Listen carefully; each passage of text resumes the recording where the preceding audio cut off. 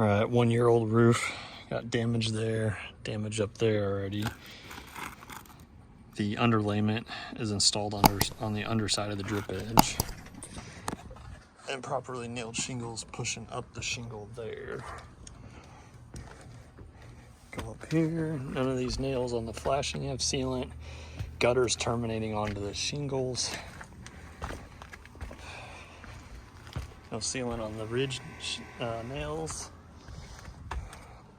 Way too much shingle overhang here. I mean, look at that. That's 2 inches at least.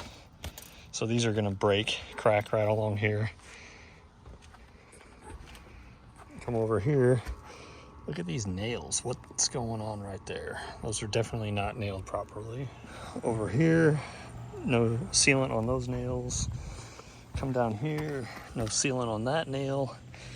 The boot's buckled and torn. Come down here. No sealant on those.